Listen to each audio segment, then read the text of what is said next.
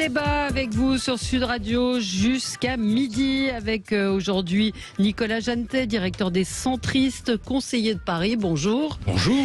Jean-Luc Benamias, bonjour. Nous sommes dans le Sud avec vous à Marseille, membre de la Ligue des droits de l'homme, ancien membre du Conseil économique, social et environnemental. Régis de Castelnau, toujours le Sud, entre autres. Toujours le Sud, mais ils habitent là-bas. Ils ont bien raison d'avoir quitté Paris. Marseille, Jean-Luc. Ils ont bien raison d'avoir quitté Paris. Oula. Oui. Régis de Castelnau, avocat, vue du droit, votre blog et votre dernier livre, Une justice politique, est paru aux éditions L'Artilleur. Et Gilles Gansman est resté avec nous. Alors, nos sujets aujourd'hui, Damien Abad peut-il rester au gouvernement? Une nouvelle plainte vient d'être déposée contre lui. On va revenir sur les déclarations du ministre de l'Éducation, Pape Ndiaye, qui propose que les enseignants rattrapent leurs arrêts maladie, c'est-à-dire qu'ils récupèrent ces heures perdues, pendant lesquelles ils n'ont pas enseigné. 50 milliards pour le pouvoir d'achat, code d'alerte pour les finances publiques, et puis Yael Braun-Pivet, première femme présidente de l'Assemblée nationale. Coup de cœur, coup de gueule, allons-y, commençons Jean-Luc avec vous. Un coup de cœur. C'est une déception, c'est pas ni un coup de gueule ni un coup de cœur. Hein. C'est la non-participation de Julien Alaphilippe au Tour de France. Bon, certes, on aura Thibaut Pinot, Romain Bardet, Guillaume Martin, ces trois Français qui sont pas mauvais, hein, loin de là. Voilà, c'était juste pour dire ça parce que en fait, c'est pour dire que j'aime le Tour de France, voilà. Voilà, que vous aimez le Tour de France, et nous, on aura Jean-Paul Olivier jeudi avec nous, c'est ça? Jeudi, on aura Jean-Paul Olivier qui viendra nous raconter son tour, polo, comme on dit. Non, mais c'est vrai que le Tour de France, on aimerait bien avoir un gagnant français. Ça fait longtemps, on avait un petit champion. Ça va pas être facile. Et voilà, et on était triste qu'un champion comme ça ne participe pas. Allez, Régis, vous êtes vélo ou pas? Moi, c'est une des grandes passions de ma vie, le vélo et le Tour de France. Je connaissais les vainqueurs depuis 1903. Maurice Garin, le premier. Et donc, jusque en 98, avec l'arrivée d'Armstrong, qui a cassé mon rapport particulier. Un des hommes de ma vie s'appelle Jacques Anquetil, voyez-vous. Et donc, excusez-moi, je vous promets que je ne vais pas être trop long. Non, mais allez-y. Julien Alaphilippe a quelque chose de merveilleux pour moi, outre qu'il a eu 2 fois champion du monde, etc. C'est un grand coureur. Mais il est né à Saint-Amand. Et il habite à Désertine, banlieue de Montluçon. Et mon grand-père avait une maison et toutes mes vacances, je les ai passées entre les deux villes, à Épinal-le-Fleuriel, qui était la patrie d'Alain Fournier du Grand Monde, ça se passe là-bas. Et donc j'ai parcouru toutes ces routes, les routes parcourues par Julien Alaphilippe. J'ai gagné le Tour de France des dizaines de fois quand j'étais jeune, quand j'étais petit. Et rien que de le voir, t'es un cycliste, Régis, sur les mêmes routes que moi. Voilà. Et donc je suis très malheureux. Vous aussi, vous partagez. T'imaginez pas cycliste de haut niveau, Régis? Non, pas vraiment cycliste de haut niveau. Mais je vous signale que j'ai fait beaucoup de sport, monsieur, dont un vélo en compétition. Mais c'est fini. J'ai un vélo d'appartement. Battons-nous contre la grossophobie. Voilà. Je savais que ce sujet allait plaire. Voilà, je pense que ça touche beaucoup, effectivement, les amateurs de la petite reine. Voilà. Gilles, c'est un coup de cœur. C'est un coup de gueule. Moi, j'en ai marre que les politiques s'occupent de l'audiovisuel. À chaque fois, ils font un bordel dans l'audiovisuel. Alors, non, mais c'est vrai, c'est la vérité de tout temps. Les politiques ont joué avec l'audiovisuel. Alors, Mitterrand, ça a été son grand jouet avec Canal+, la 5, M6, avec des accords politiques. Sarkozy a arrêté la pub pour montrer un service public différent. Il l'a annoncé du jour au lendemain. Et là, on repart avec Emmanuel Macron qui, du jour au lendemain, annonce on arrête la redevance sans consulter, sans voir ce que ça pouvait avoir comme conséquence. Donc moi, je comprends la grève actuellement, puisque donc aujourd'hui, il y a une grève des syndicats de France Télévisions et de Radio France qui sont en grève et demandent le maintien des financements de l'audiovisuel public. Ils ne demandent pas forcément le maintien de la redevance. Quand on lit ce qu'ils demandent, ils demandent un maintien de financement de l'audiovisuel public et pourquoi pas une taxe universelle. Et moi, j'aimerais aussi pousser un coup de gueule parce que le gouvernement dit, en effet, il va y avoir un manque à gagner de 3,14 milliards et donc ça va être réinjecté par le gouvernement pour pas qu'il y ait de pertes dans le service public. Mais c'est l'eau. C'est notre argent. Donc il enlève. Donc en disant pour le pouvoir d'achat, je vous enlève la redevance. Et à côté, il va falloir trouver un financement de 3 milliards. C'est d'une bêtise. C'est d'un truc incroyable. Comment ? Démagogie. Oui. Donc moi, je voudrais pousser un coup de gueule en disant oui, il faut avoir un ministre compétent. Je ne suis pas sûr que Rima Abdul-Malak connaisse bien l'audiovisuel. Il y a un moment, en effet, il faut évidemment avoir moins de personnel. C'est sûr, il faut évidemment restructurer les choses, mais laisser la redevance, laisser le financement, parce que de toute façon, on va le donner autre part. On va le payer. Mais il faut que les politiques arrêtent de jouer avec la terre. Mais très honnêtement, cette redevance, je vais essayer de défendre la mesure du gouvernement, puisque nous, on l'avait également proposé avant Macron, dans les mesures de Valérie Pécresse. C'est une mesure d'abord symbolique quand même sur le pouvoir d'achat, et deuxièmement, plus personne ne comprenait pourquoi on payait cette taxe de la redevance. Regardez les comptes. On regarde la télévision sur son smartphone, dans les bars, etc., partout. Donc vous êtes pour la taxe universelle? Pas forcément, non, mais à partir du moment où on finance de toute façon d'une autre manière, c'est vrai, mais ça n'arrive pas directement prisé dans le portefeuille des Français. C'est tout, c'est une mesure symbolique en ce moment. L'État va contrôler les finances et va encore contrôler plus la télévision. Attention, c'est-à-dire que quand il y a une taxe d'un seul coup, c'est pas l'État qui met son argent. Si c'est l'État qui met son argent et qui finance, ils vont décider de ce qu'il y a et si t'es un gentil, je te donne un petit peu plus loin. Mais non, faut pas rentrer dans ça. Mais enfin, le fond, c'est quand même une réforme de l'audiovisuel public. Je vois Stéphane qui a remarqué comme nous ces images des tigres de Fort Boyard. Vous savez que les tigres ont été supprimés à Fort Boyard, donc ils ont été recréés en images de synthèse. Il y a eu 4 mois de boulot là-dessus. Gilles me l'a envoyé ce matin. C'est vrai qu'il y a aussi une gabegie, me semble-t-il, pour avoir travaillé à France Télévisions, de l'argent public dans la gestion de ce... Mais ça, faut le prendre à bras-le-corps. Quand on voit ce qui a été mis en place pour les élections, c'est-à-dire toute la scénarisation qui a été faite dans le hall, alors qu'il y a des studios, c'est quand même dépenser aussi de l'argent sans compter. Je dis pas qu'on doit travailler dans une cave, mais il y a un peu quand même un robinet qui est ouvert dans le service public et que le robinet, franchement, on en a l'exemple quand on y a bossé avec Gilles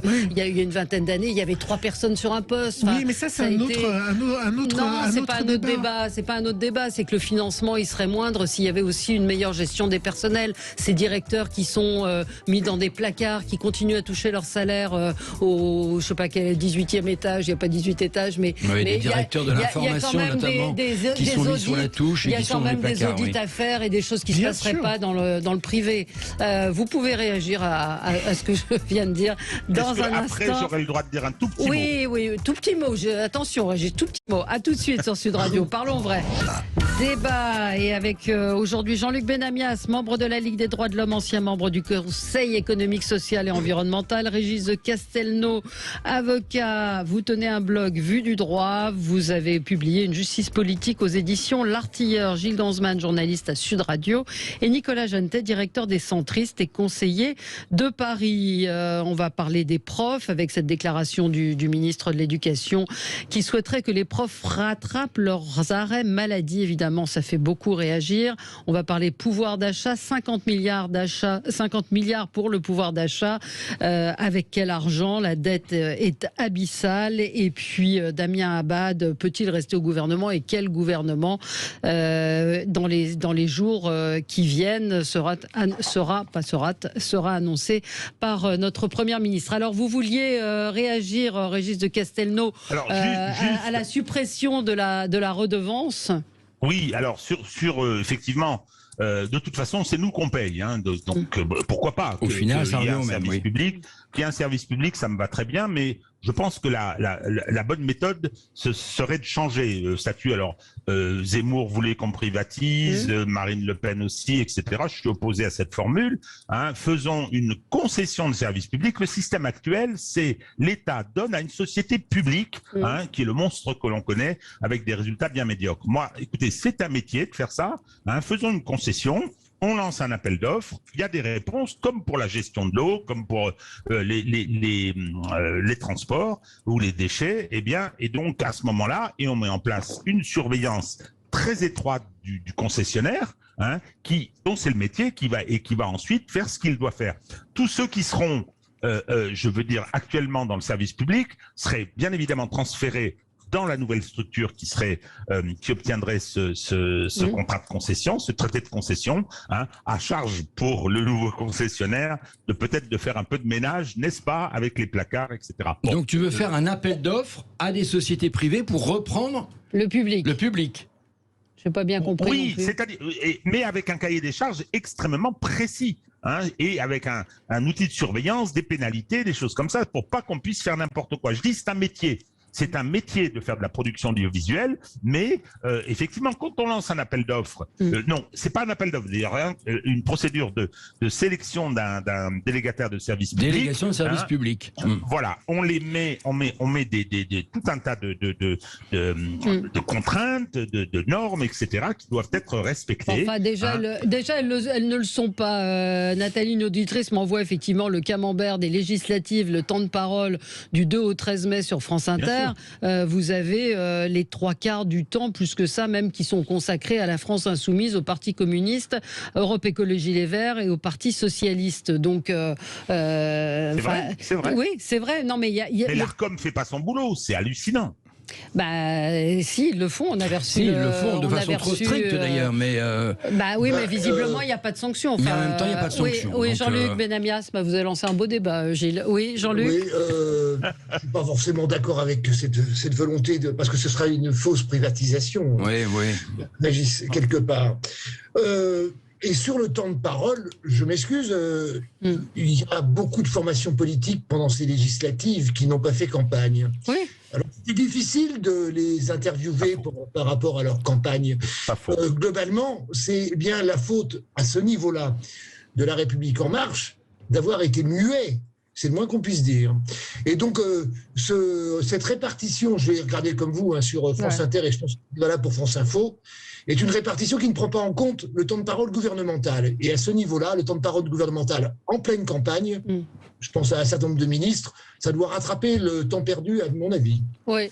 Et le RN non plus, il n'a pas fait campagne. Hein. Non, c'est ce que j'ai dit. Le RN non plus, bien sûr, ils ont gagné à cause de ça. C'est très bien, ils ont bien joué. Voilà, et pour mettre un point final, il y a quand même d'autres solutions. C'est-à-dire qu'on n'a pas supprimé France 4, qui devait être supprimé. On se retrouve avec Culture Box et Arte qui ont un peu les mêmes fonctions.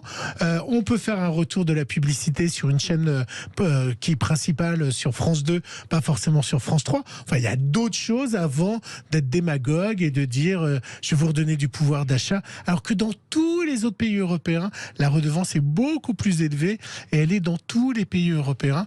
Voilà, c'était mon coup de gueule. Parlons IVG avec vous, Régis de Castelnau. On l'a longuement évoqué hier, mais je m'en doutais. Enfin, pas longuement d'ailleurs, c'est la fin de l'émission. Donc je m'en doutais quand il a fallu que je réfléchisse à un coup de gueule. C'est un coup de gueule. Alors, ce qui se passe aux États-Unis, ça concerne les États-Unis. Hein. On a pas mal discuté. Effectivement, la décision de la Cour suprême, elle présente deux caractéristiques. Premièrement, elle renvoie aux États, c'est-à-dire à la délibération démocratique État par État. Alors, c'est un État fédéral, mais ça, je dirais que ce sont leurs affaires. En même temps, elle s'inscrit dans une guerre civile culturelle qui fait rage aux États-Unis. Moi, je suis ça. Ouais. C'est assez étonnant, quoi, ce qui s'y passe. Bon, absolument. Alors, je parle de la France. On s'est précipité là-dessus, ce qui montre bien une fascination pour l'Amérique que je trouve un peu délétère. On s'est précipité là-dessus. Alors, hop, je prends la précaution. Je suis totalement favorable à l'IVG. Hein, et donc à cette possibilité, si ce n'est que je fais une toute petite remarque, on parle tout le temps d'IVG et très peu de contraception. C'est un moyen de régulation des naissances et je trouve ça normal qu'on ait des enfants quand on a envie d'en avoir, hein, et j'aimerais bien qu'on soit un peu plus prolixe sur les questions de contraception. Bon, toujours est-il que le problème, immédiatement, tout le monde s'est précipité. Madame Borne a dit on va mettre ça dans la Constitution. Mathilde Panot, on va mettre ça dans la Constitution, ce qui est une double ânerie. La première chose, c'est pas à la Constitution de contenir l'IVG. Hein. La Constitution, c'est le mode d'emploi, c'est l'organisation des institutions, c'est quelque chose de très important. Hein. Et je pense que c'est pas la place d'y mettre l'IVG. parce qu'on voit bien, et ça c'est ma deuxième observation, on voit bien qu'il s'agit d'un geste de défiance vis-à-vis de la délibération démocratique, donc on veut sanctuariser. Ce qu'avait fait d'ailleurs, je le rappelle, ce qu'avait fait la Cour suprême américaine il y a déjà fort longtemps, hein, et donc on veut le sanctuariser. Mais qu'est-ce qui va se passer si effectivement c'est discuté? On va remettre dans un pays... Ça n'est pas un problème. Hein. On vient d'augmenter le délai de 12 à 14, etc. Personne ne le remet véritablement en cause. Je n'ai pas entendu, y compris les épouvantables nazis du Rassemblement national, dire quoi que ce soit à ce sujet jusqu'à présent. Hein. Et donc, on va en faire un sujet de débat. Parce que qu'est-ce qu'on fait? Si on fait une réforme de la Constitution pour y mettre l'IVG, il va falloir débat à l'Assemblée nationale, débat au Parlement, au Sénat. Ensuite, qu'est-ce qu'on fait, hein? Si on arrive à faire nommer, à adopter dans les mêmes termes cette réforme de la Constitution, hein, on va devant le Congrès, réunir une majorité là-dessus, parce qu'il y aura des impératifs politiques, la volonté de battre le gouvernement, etc. Hein, ou bien est-ce qu'on va au référendum? Donc en gros, c'est... Non, on se calme. L'IVG en France, pour l'instant, elle n'est pas problématique. Je dis bien pour l'instant, j'espère qu'elle va le rester, mais je ne pense pas que ce soit une très bonne idée de se lancer là-dedans. Pour une fois, je suis en accord avec Régis, c'est rare. Mais je suis bien... Pas question de remettre en cause l'IVG, on a parlé de l'augmentation des semaines. Je trouve que inscrire l'IVG dans la Constitution va réveiller une fois de plus, un débat qui n'a pas lieu d'être. Tout le monde est d'accord pour l'IVG, sur l'IVG. Et on va réveiller, je l'ai vu récemment, Christine Boutin a fait un tweet en disant « Victoire, on va pouvoir redébattre de cette question ». Remettre ça sur la table, c'est réveiller encore des tensions, alors que ça ne fait pas débat aujourd'hui. Et ça permettra en plus au gouvernement de dire, voyez, j'ai fait sur ce texte-là, eh ben on est d'accord, on a l'Union nationale. Je trouve qu'effectivement, c'est une erreur politique et morale. Vous en pensez quoi, Jean-Luc Benamias? J'ai du mal à parler de ça tant qu'il n'y a pas de femme sur le plateau en dehors de toi, Valérie. Oui, non, mais pourquoi? Non, mais là, c'est parce que clairement, bien évidemment que l'IVG aujourd'hui dans notre pays n'est pas remis en cause. Non. Je pense que ce débat a lieu parce que... Vous ne savez pas. Ma réaction a été celle de Régis hier matin, ou quand j'ai entendu la proposition d'Aurore Berger. Et puis, quand on voit la montée des religions, des dictates, c'est ce que vous vous dites que... aujourd'hui, aucun groupe parlementaire ne remet en cause l'IVG. Parce que c'est tabou. Qu'est-ce que vous en savez? Parce qu'ils veulent pas. Mais Gilles me disait qu'il lisait des commentaires abominables hier après notre débat. Parce que il y a toujours des extrémistes et c'est ces extrémistes qu'on va justement réveiller. Mais non, mais ils sont déjà réveillés. Si tu veux, le problème est là quand même. Mais ils sont une minorité. Non, mais ce qui explique... Mais je sais bien qu'ils sont... La société est assez fracturée en ce moment. Ça ne sert à rien de remettre sur la table un débat pour la fracturer. Non, mais ce ne sont pas que les catholiques. Les musulmans aussi, mais ils sont minoritaires, voyons. Mais ça relancerait le débat. C'est l'électorat des députés. Disons que ça occupe, on va dire ça comme ça, ça occupe, avant que le gouvernement soit mis en place, il serait temps, ça occupe... la séance en ce moment, c'est tout. Est-ce que je peux faire un coup de gueule Mais moi, je suis d'accord juste avec Jean-Luc que ça soit que des mâles qui parlent du ventre des femmes et de ce que subissent les femmes. La Cour suprême américaine. C'est que des hommes qui parlent de ce que subissent les femmes. Voilà. Je suis d'accord avec vous, M. Benamias. Je pense que Régis va embrayer très vite. Ce matin, il se trouve que j'ai entendu Bernard-Henri Lévy et que je me suis demandé comment il osait encore venir donner des conseils géopolitiques en expliquant qu'il fallait, c'est sans partisanerie politique, Ukraine-Russie, mais sa position de va-t-en-guerre, me désole et m'indigne. Voilà, je m'indigne d'entendre les propos qu'il a concernant Vladimir Poutine, qui sont, encore une fois, je ne dis pas que ni pro-russe ni pro-ukrainien, mais ce qu'il a fait déjà pour la Libye, Libye. En gros, il semble recommencer. C'est absolument sidérant qu'on lui donne la parole, que France Télévisions lui le paye pour un documentaire.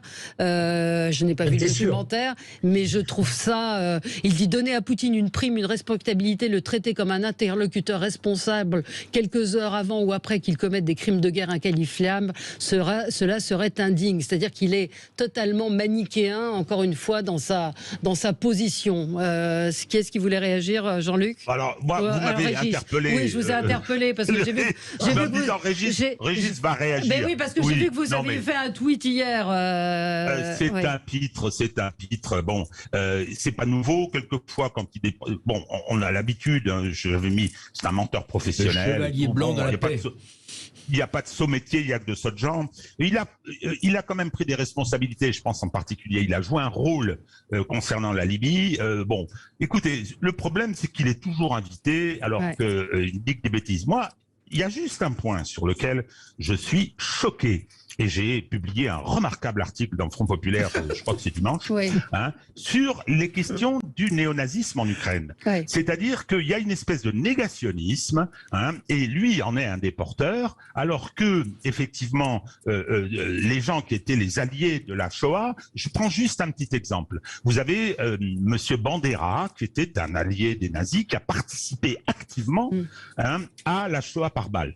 La Shoah par balle, les spécialistes vous disent il y a 2 pays où ça a été extrêmement facile de trouver des gens, les pays baltes et l'ensemble des pays baltes et l'Ukraine. Et donc Bandera est un des auteurs. Quand vous pensez que la stèle de Babillard, le fameux premier massacre, 33 000 personnes en un week-end, l'avenue qui y conduit, c'est l'avenue Bandera. Il y a des photos partout, etc.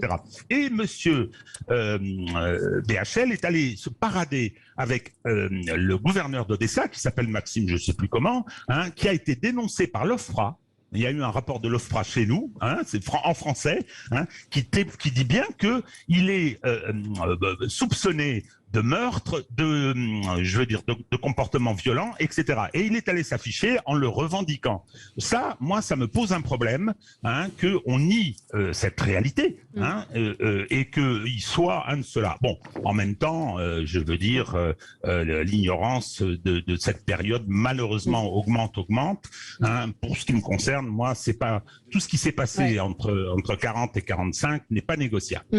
Mais c'est vrai que l'Ukraine, la Russie a frappé un centre commercial, on peut le dire, qui a fait de très nombreuses victimes civiles. Maintenant, défaire Poutine, on ne peut pas, me semble-t-il, être aussi radical que l'était ce matin, de ce que j'ai entendu Bernard-Henri Lévy sur les conséquences et sur la subtilité de la géopolitique. On en reparle dans un instant avec vous. À tout de suite sur Sud Radio. Les débats avec vous sur Sud Radio jusqu'à midi. Nous allons parler politique dans un instant. Jean-Luc, vous vouliez peut-être réagir sur Bernard-Henri Lévy ? Je trouve qu'il passe trop à la télé, voilà. Bah oui, télé, radio, voilà. Bref, alors on va changer de sujet et revenir. Ah ben non, on n'a pas fait votre coup de gueule. Ça va il est puni. Il est puni. Il est puni.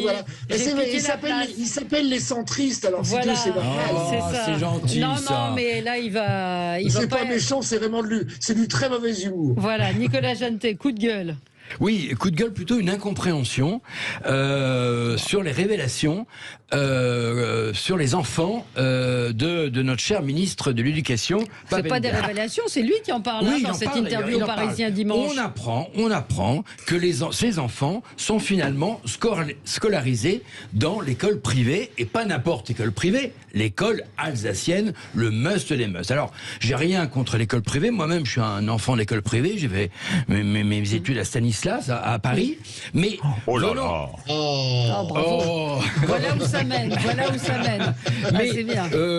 Alors, il explique quand même que ces enfants étaient en REP avant, donc en zone d'éducation prioritaire, et que ça n'allait pas bien, qu'ils étaient malheureux, et donc les conditions n'étaient pas réunies pour une scolarité sereine et heureuse, dit-il, et donc je les ai mis dans le privé. Alors, ça peut paraître quand même choquant pour un ministre de l'Éducation éducation qui est censée défendre l'école républicaine laïque. Oui. Je comprends pas qu'avant de nommer un ministre, on s'interroge pas un peu sur le parcours. Alors, c'est pas révoltant non plus, mais je trouve que c'est pas crédible et ça donne une mauvaise image par rapport à la République. Et j'imagine quand le ministre va être en négociation avec des syndicats sur des hausses de salaire ou des conditions de travail, etc., disent que la réponse des syndicats qui va leur dire mais attendez, vos enfants dans le privé, ça vous regarde pas, vous n'y connaissez rien. Enfin, je trouve ça un peu bizarre et surtout la réponse d'ailleurs du ministre est quelque peu choquante même. Oui, parce qu'en plus, au-delà de ça, c'est dire que la REP, que les zones REP+, c'est-à-dire ces zones d'éducation prioritaire, servent à rien. C'est pas une scolarité, quand ils disent c'est pas une scolarité sereine et heureuse. Enfin, c'est grave. C'est assez grave. Ça veut dire qu'il y a un échec de ces REP pour le coup. Et donc, comment demain il va défendre l'école, notre chère école publique républicaine et laïque? Je pense l'inverse, c'est-à-dire qu'il va pouvoir donc dire moi je pourrais mettre mes enfants quand je serai serein et je vais régler ce problème pour que ces enfants soient sereins. Ah, je fais du média training, monsieur. Ouais. Donc il y a aussi cette possibilité de dire pour l'instant vous vous rendez compte que moi ministre je mets pas mes enfants dans ces écoles-là. Donc d'abord je vais réparer l'école et ensuite je vais remettre mes enfants comme vous pourrez mettre vos enfants. Ta réponse est habile, oui, mais enfin bon, quand même. Valérie, le message quand même passé à tous les parents qui ont des enfants en REP, enfin c'est quand même dramatique. Mettez-les à l'école alsacienne, ils n'en seront que plus heureux, voilà. Alors, il n'y a pas de pain, manger de la brioche. Deuxième point d'accord avec Nicolas, on doit être malade l'un de nous deux parce que c'est la fin de l'année. Et donc, non, je rappelle, non, l'interview elle est lunaire. Cette réponse elle est d'une arrogance. Oui, il fallait que ce soit serein, etc. Non, Pépère, tu les as mis là parce que c'est l'école de l'élite. Non seulement ils vont recevoir une éducation que les autres petits Français ne reçoivent pas. Deuxièmement, ils vont se faire des carnets d'adresses dès la période scolaire. Bien sûr. J'avais dit dans cette émission, Valérie, que j'avais pointé les cursus éducatifs des différents membres du gouvernement. C'était impressionnant. Ouais. Bon, toujours est-il que on les met pas avec les pauvres, et puis quoi encore? Bon, et puis quant à réparer l'école, vu les discours qu'il tient, bon, je donne un petit préalable, un petit exemple. Alain Peyrefitte, quand il est devenu ministre de l'Éducation, il a sorti ses enfants du privé pour les mettre dans le public. C'était une autre époque. L'école publique n'était pas dans l'état où elle est aujourd'hui, mais enfin bon, symboliquement, c'était intéressant. Ouais. Voilà ce qu'on pourrait peut-être demander au ministre, de sortir ses enfants de l'école alsacienne et de le mettre dans une REP. Dans le 15e, j'ai une zone d'éducation prioritaire, Porte de Brancion, ils sont les bienvenus. Jean-Luc. Et vous, vos enfants sont là-bas, vous n'avez pas d'enfants? Il est grand maintenant. C'est grand. En rajouter, le président de la République lui-même, avec une scolarité à 99% dans le privé. Donc la providence. Pour lui, ça n'est pas un problème. Après, je conçois que dans certaines situations, je ne dis pas que le ministre et ses enfants y sont, il y a des situations dans certains collèges, je parle souvent des collèges à ce niveau-là, où il est extrêmement difficile pour certaines familles, quelles que soient par exemple les origines de ces familles, de laisser leurs enfants dans certains collèges. C'est une réalité malheureusement dans certains quartiers. Je ne dis pas que c'est le cas pour les enfants du ministre de l'Éducation nationale, mais ça existe. Écoutez, moi j'assume très bien. Mes 3 premiers enfants étaient dans le public. Les 2 derniers, j'ai essayé encore par dogmatisme. Bon, et j'ai constaté que non, ça n'allait pas. Donc ils ont basculé dans le privé. Moi, je comprends qu'on souhaite protéger ses enfants et parce qu'il y a des zones c'est accablant. Quand vous voyez le niveau d'illettrisme des gens qui arrivent au bac, issus de ces trucs. Non, mais surtout en plus avec le phénomène de la carte scolaire, donc qui fait qu'effectivement on est obligé de compléter des collèges avec des enfants d'autres quartiers, etc. Ça baisse effectivement le niveau de certains collèges collège. Et moi, je le vois dans mon arrondissement, j'ai beaucoup de parents qui viennent me voir en disant « Monsieur Jeanneté, je suis obligé de sortir mes enfants du collège, je vais les mettre dans le privé parce que le niveau a baissé. » Ça, c'est effectivement un problème. Ouais. Mais la question n'est pas là. Là, c'était le principe même d'un ministre de la République qui avoue que ses enfants sont de l'école alsacienne et qui approuve et qui ne renie rien. Et qui ne renie rien. Et qui ne renie rien, quand même. Oui. Oui. Je précise que mes enfants qui sont maintenant relativement grands... Qui étaient dans le privé? Non, qui étaient dans le public. Et que, pourquoi j'ai dit ça tout à l'heure, c'est que pour le second, à un moment donné, au collège, on s'est posé la question avec ma chère épouse. On est resté, parce que les choses se sont calmées sur un certain nombre de problèmes qui existaient, notamment de violence au collège. On y est resté parce qu'on a réussi à calmer les choses. Mais je dis que... Mais la question c'est normal. Mais c'est normal. C'est tout à fait normal. En même temps, l'école alsacienne, c'est l'école alsacienne. C'est pas non plus le collège privé du coin. Bah voilà, c'est un peu... Juste, je signale, alors on parle de... Je sais pas si on peut parler de mépris de classe, mais alors un papier dans le Nouvel Obs, Assemblée nationale, la revanche des Kevin. 2 députés se prénomment Kevin. C'est un fait social lourd qu'il convient d'analyser. Quand le Nouvel Observateur se penche sur, avec peut-être un peu de, voilà, je trouve ça, je viens de voir passer ça. Non, vous trouvez pas ça incroyable? Mais pourquoi Kevin? Parce que c'est, ils se disent, tiens, il y a des Kevin à l'Assemblée nationale. C'est dingue. Il n'y a jamais eu de Kevin. Et d'un seul coup, il y a des Kevin. C'est un marqueur social. C'est un marqueur social. Non, mais c'est, voilà, ça me fait c'est un gag qui est devenu une espèce de gag national parce que à l'époque de Kevin Costner, il y a beaucoup de prénoms d'origine américaine qui ont été donnés. Enfin, c'est d'un mépris, c'est un mépris de classe absolu. Mais c'est devenu. Alors là, vous savez à quel point je me méfie du mépris social, mais je crois que c'est un peu une blague. Non, c'est pas une blague, c'est un papier très sérieux où ils ont allé étudier tous les prénoms. Regardez, nous avons Jordan Bardella, nous avons. Non mais vous en faites un papier vous pour dire tiens, zut, il y a des Kevin à l'Assemblée. Bon allez, on se retrouve dans un instant. On va continuer à parler du ministre de l'Éducation. Il y a plein de loups aussi comme prénom maintenant. Il y a quoi? Il y a plein de loups comme prénom, dont je pense à Kevin Costner. Excusez-moi, c'est les loups, danse avec les loups, ouais. Oh là là là. Il est temps qu'on parte en vacances. Allez, à tout de suite. Alors, nous parlions du ministre de l'Éducation, Pape Ndiaye, qui a proposé dans cette interview au journal du dimanche, au Parisien, pardon, il a proposé que les heures non effectuées par un enseignant en arrêt maladie court puissent être effectuées par un autre enseignant du même établissement, mais à condition que le premier, dès son retour au travail, compense en prenant les heures de son ou sa collègue. Les enseignants, évidemment, sont un peu perplexes et c'est vrai que on a un petit peu de mal à comprendre. Et puis, je rappelle quand même qu'à la rentrée, contrairement à ce qu'il semble dire, il va manquer d'enseignants. En tout cas, en région parisienne, on a eu les chiffres qui nous ont été rappelés par Éric Anceau hier, qui est enseignant à la faculté. Avec le 1/5 des postes non pourvus, il va manquer à la rentrée 1800 enseignants pour accueillir les enfants. La situation est gravissime dans les académies d'Île-de-France.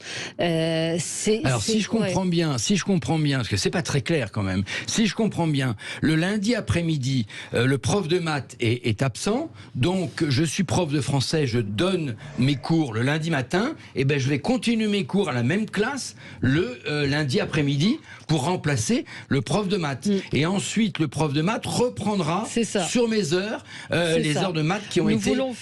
Nous voulons faire en sorte qu'une absence de professeur d'histoire géo, par exemple, soit compensée par son collègue de français. Non, mais il faut quand même que le prof de français le matin n'ait pas cours l'après-midi et qu'il soit libre. Et en général, quand on regarde le calendrier des profs, en général, il reste beaucoup de temps pour faire des cours. Donc, je comprends pas très bien sa réforme. Et puis encore une fois, mais recrutons des professeurs. Enfin, le mal... Mais il n'y en a pas, ils ne veulent pas. Vous voyez le concours du CAPES, ils n'y vont pas.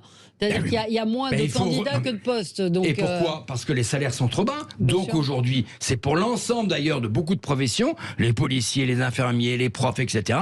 Il faut augmenter les salaires. Ouais. Non, il faut demander à McKinsey de nous faire un logiciel pour gérer ça. Oui, d'abord de nous faire une étude pour comprendre pourquoi. Non, ou faire un Grenelle, refaire une mission flash, par exemple. Mais c'est pas vrai, une mission flash. Oui. En tout cas, ça en dit long sur les compétences de Monsieur Pam Ndiaye, qui est une espèce de choix provocateur. C'est du Macron chimiquement pur. Alors, ça commence mal. Il ne sait pas comment ça marche. Il ne sait pas comment ça marche. Quelles sont ses compétences dans le domaine de l'éducation, technique, s'entend. C'est sûrement quelqu'un de très intelligent, très capable. Il est normalien, mais il n'empêche quand même que il m'a pas l'air extrêmement adapté à la complètement déconnecté.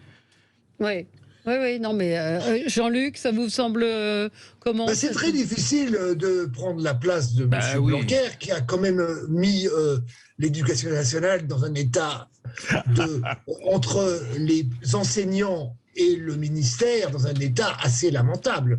Donc il prend Alors après, clairement, cette histoire de remplacement, je vous rappelle aussi qu'il n'est pas rare de voir des enseignants qui sont dans 2 établissements différents à plusieurs kilomètres de distance, ce qui complique encore plus la situation. Et mélanger les emplois du temps, on l'a dit tout à l'heure, est totalement impossible. Qu'est-ce que c'est que cette histoire de remplacer les congés maladie? On est dans quel pays là? Il s'agit de voir évidemment si les congés maladie durent très longtemps ou pas. S'ils durent très longtemps, tout ça est impossible, chacun le sait. Si c'est des petits congés maladie, bon, écoutez, clairement, s'il y avait, et je suis de ceux-là, moi, qui pense que dans un établissement, il devrait y avoir 2 ou 3 profs volants. Je veux dire par là qu'ils sont disponibles pour remplacer les profs déjà existants. Alors, il faudrait effectivement, dans ces cas-là, qu'il y ait assez de volontaires, et donc que les salaires augmentent pour qu'il y ait assez de volontaires. Et des profs volants en quelle matière?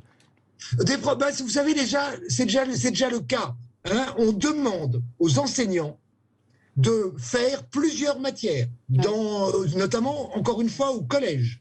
Et donc, à ce niveau-là, c'est déjà fait. Je suis d'accord que c'est assez compliqué de dire à quelqu'un qui est un prof d'histoire géo ou un prof de mathématiques de faire des maths ou de faire dans 2 heures. Mais surtout, les profs volants, ça va encourager les enseignants de se dire je peux me mettre encore plus malade. Et puis c'est pas ça, c'est qu'on va tomber dans le système des contractuels. Si, ils vont se dire je peux vraiment, parce que c'est pas grave pour ma classe, j'ai un prof volant qui est là. On connaît, Gilles, des enseignants. Tu as autour de toi des enseignants. C'est pas leur volonté première de se dire je vais me mettre en congé maladie.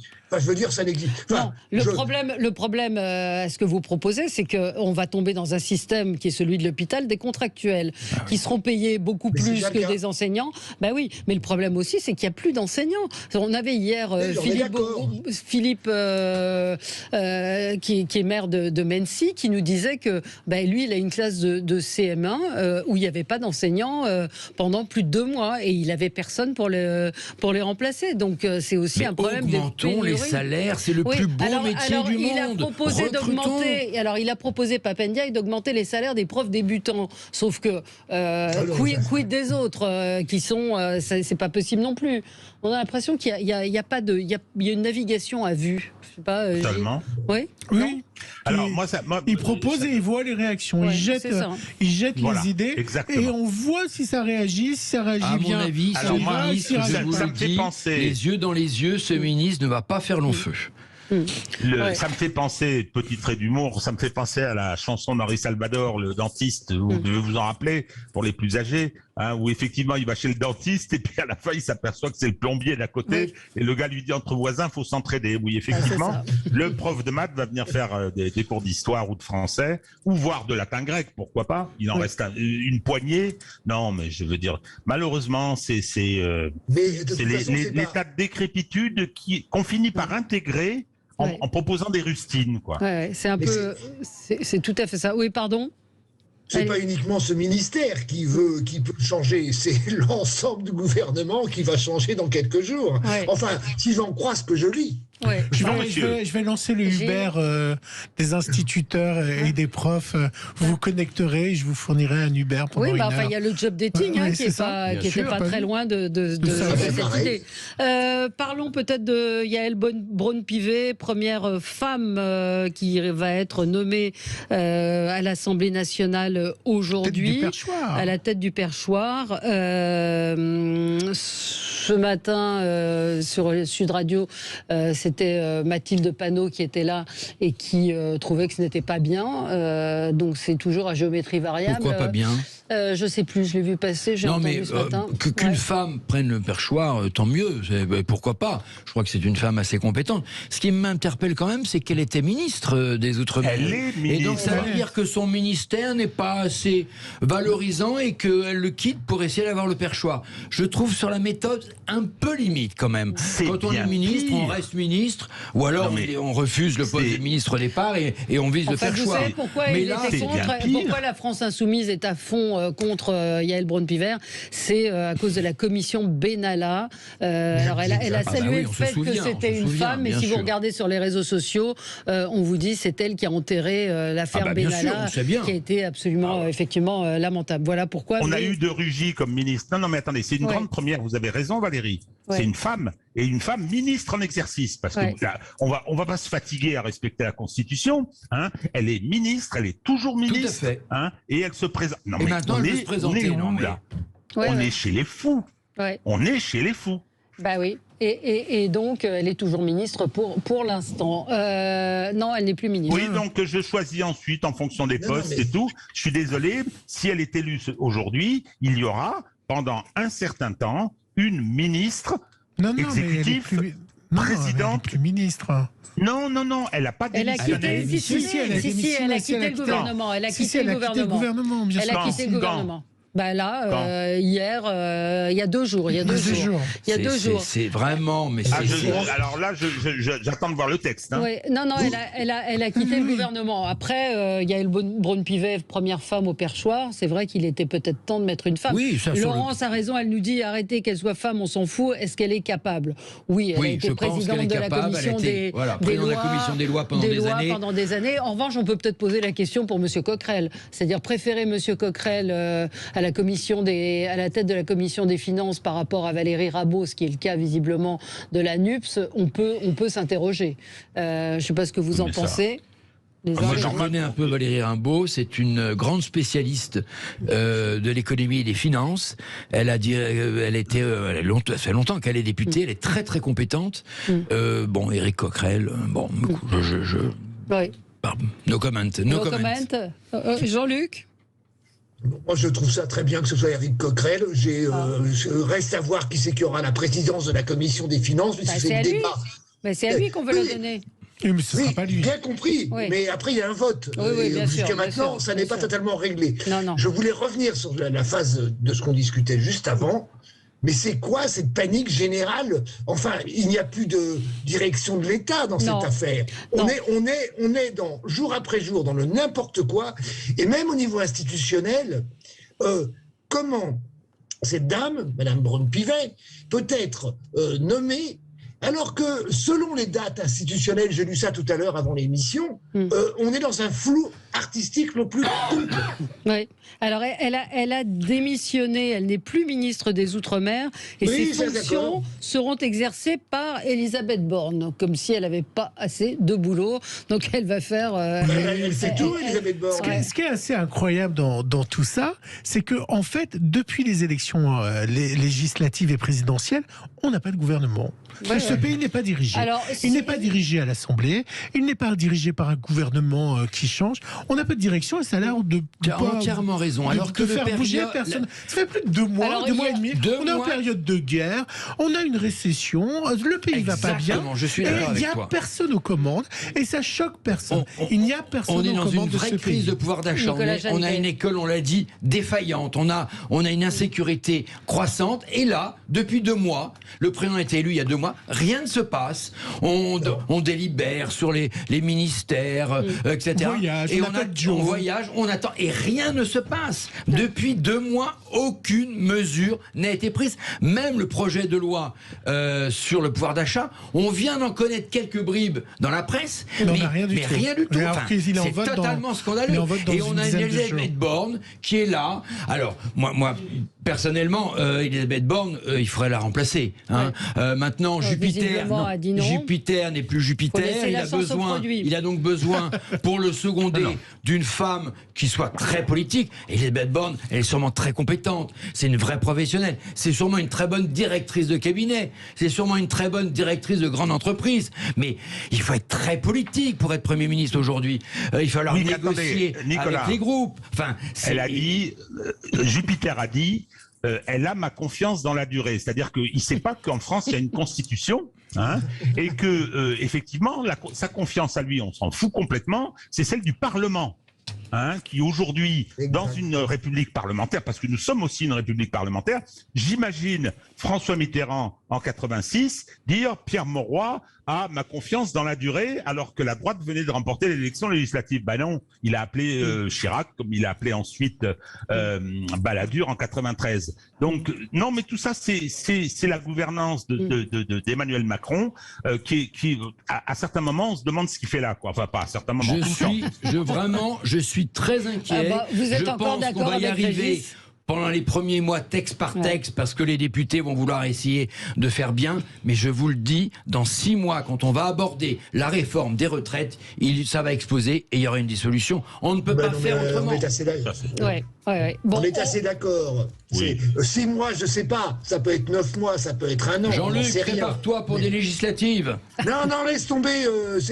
L'espérance de vie de cette assemblée. Je me considère comme un vieux sage passage. Ah, tu veux rentrer au Conseil constitutionnel alors ? Je ne me présente plus aux élections. Allez, petite pause et on continue à parler politique avec vous dans un instant. À tout de suite. Et débat avec vous jusqu'à midi. Il y a Régis qui est déjà en train de parler.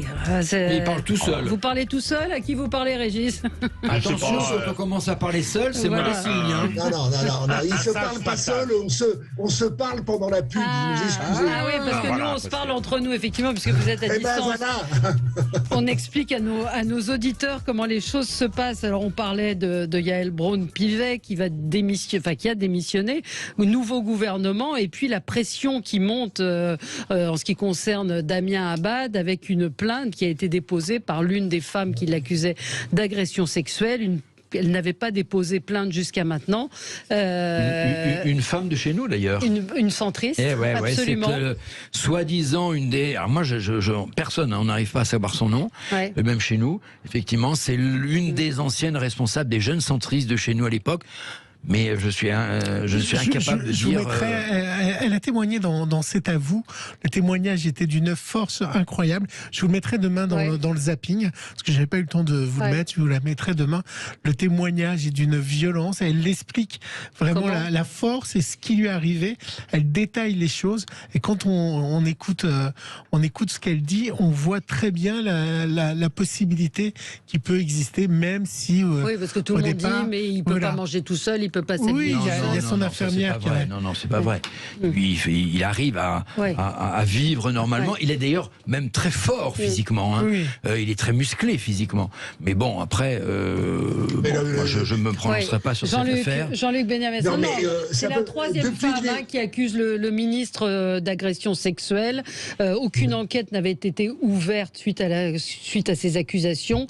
Cette plainte qui a été déposée hier n'est pas prescrite. Donc il risque d'y avoir une ouverture d'enquête. Mais il n'a pas le choix. Il doit démissionner. Ça n'est pas possible de subir ce qui... Enfin, là, il y a la présomption d'innocence quand même. Oui, mais d'accord, mais tous les autres ministres, historiquement par rapport à cela, ça ne tient pas la route. Ça ne tient... seconde. D'ailleurs, Elisabeth Borne, dans ce qu'on entend, dit à un moment donné... invivable pour les questions qui lui sont posées. Bien sûr. Oui, mais il faut faire la différence entre juridiquement, effectivement, il est présumé innocent, ça c'est un fait, après que politiquement, sa situation soit intenable. Hier, les réseaux sociaux ont ressorti la phrase d'Elisabeth Borne, on verra quand il y aura des plaintes. Oui, mais ça c'est politiquement. Donc, si on a ressorti l'extrait de l'interview d'Elisabeth Borne, qui était sur LCI, où on lui a posé la question sur Damien Abad, et elle avait dit, on verra quand il y aura des plaintes. Elisabeth Borne d'être juge, c'est pas elle le juge. C'est uniquement une question politique. Et d'ailleurs, je dirais même à la limite, c'est presque à lui de démissionner, plutôt que de se laisser démissionner par Elisabeth Borne. S'il sent effectivement que sa situation est intenable, qu'il démissionne de lui-même. De quoi ? De son poste de ministre. Mais après comme député. On le garde aussi. Qu'est-ce qu'on fait? Il a été réélu. Oui, il est resté député. Oui, mais en fait, voilà, c'est ça, c'est que c'est un enchaînement. C'est-à-dire que s'il démissionne comme ministre, on va lui demander sa démission comme mais là, comme sa député. situation va être intenable. La France Insoumise a annoncé que dès qu'il prononcerait un mot à l'Assemblée, il crierait pour l'empêcher de parler. Ça va être intenable. Régis. Alors moi, je trouve ça, je suis catastrophé par le niveau qu'atteint notre démocratie. Je veux dire, j'ai vu, effectivement, je connais pas Abad et il ne m'intéresse absolument pas. Je constate simplement qu'on continue à faire de la politique par justice interposée au travers de ces accusations.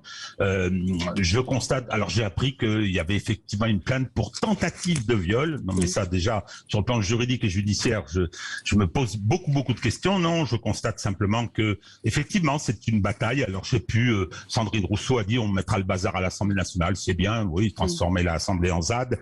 Moi je trouve que ce sont des régressions. Je dis simplement, il est même pas mis en examen. Rien. Vous avez une déclaration, bien etc. Sûr. Bon, mes positions. Je pense que politiquement, Madame Borne, elle est gênée par ça. Il lui arrive, c'est comme, vous voyez ce que je veux dire, il a un handicap, excusez-moi, mais politique pour faire un gouvernement homogène de combat, etc. Bon, ok, ça qu'on lui dise, mais c'est pas possible, on peut pas continuer. En revanche, parlementaire, mais enfin, écoutez, on nous l'a mis à toutes les sauces. Il a eu des campagnes, articles, Mediapart, machin, etc. Il a été élu triomphalement. Alors, au bout d'un moment, qu'est-ce qu'on veut? Qu'est-ce que ce soit Sandrine Rousseau qui choisisse qui a le droit de représenter, qui a le droit d'être député, etc. C'est insupportable. C'est une déviance démocratique.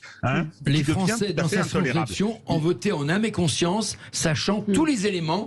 Mais bien sûr. Voilà, donc député. Et triomphalement, il a fait un score de maréchal. Qu'il soit plus ministre, c'est un choix politique, mais en revanche, il est député et il doit rester, à mon avis, député tant qu'il n'est pas mis en examen ou condamné. Je suis d'accord avec ça. Oui. Et encore, tant que le juge qui le condamnerait assortisse sa condamnation d'une peine complémentaire d'inéligibilité. On est dans un état de droit, bon sang de bonsoir. Oui. Il faut accepter les règles, sinon c'est la foire. Comment font les femmes, comment on fait 1% des plaintes pour viol comment font les femmes Comment font les femmes? Les femmes, elles font ce qu'elles doivent faire.